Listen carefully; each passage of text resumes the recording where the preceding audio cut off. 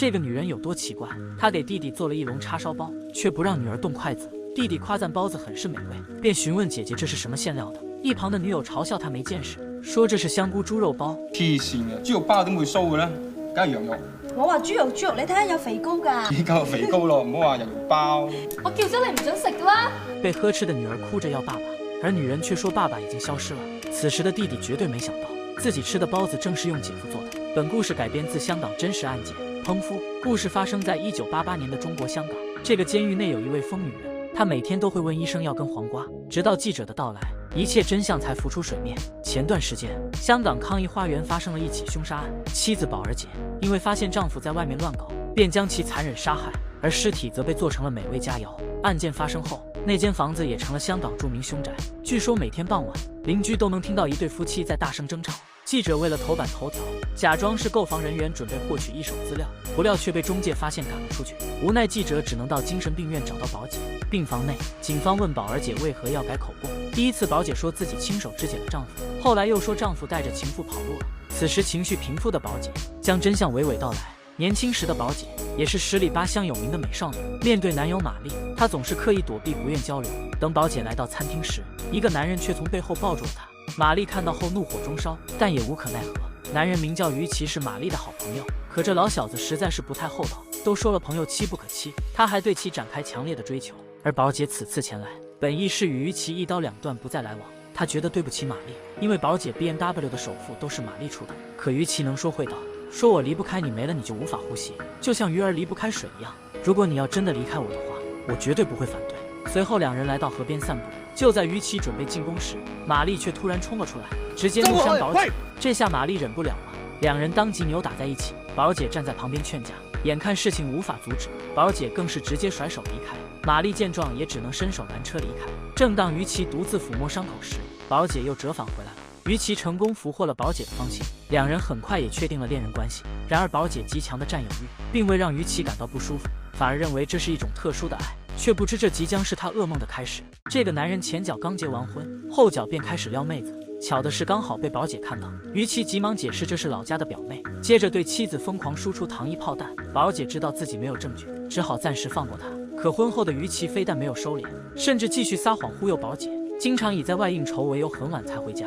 寶姐雖很疑惑，但奈何自己沒有證據，可常在河邊走，哪有不濕鞋的？這天寶姐弟弟去找女友時，剛好看到於琦和別的老妹在一起，而弟弟則來到姐姐家，試探性地問到姐夫經常加班到很晚嗎？寶姐說工作忙沒辦法。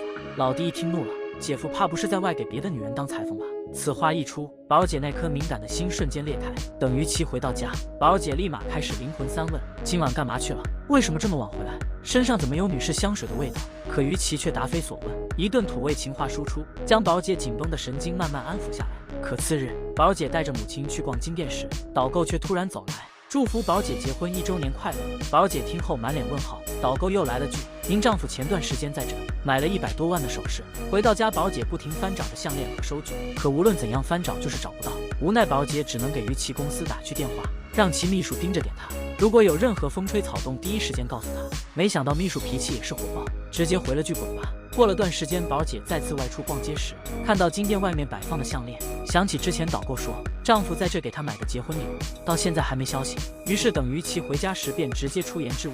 就這樣兩人越吵越兇，於琦一把將懷有身孕的寶姐推倒，頭也不回地出了門。失望至極的寶姐回到娘家，而在這期間，於琦整天和情人窩在酒店內，直到妻子即將臨盆時，於琦才恍然大悟，還是妻子和孩子重要。從情人手中奪回項鏈，朝醫院一路狂奔。來到醫院的於琦，在得知妻子生的是個女孩時，興奮地前去查看。就在他和寶姐弟弟一同前往病房時，弟弟卻說：你要是再敢對我姐姐不好，我就找人將你第3條腿剁下來餵狗。來到病房後，於琦拿出了之前買來給情人的項鏈，謊稱自己一直等待這一天的到來。寶姐看着沒有包裝的項鏈，便問怎麼沒有包裝盒。於琦即興發揮說來的路上被雨淋濕了，再三對其保證以後會對她好。就這樣兩人很平淡地度過了幾年。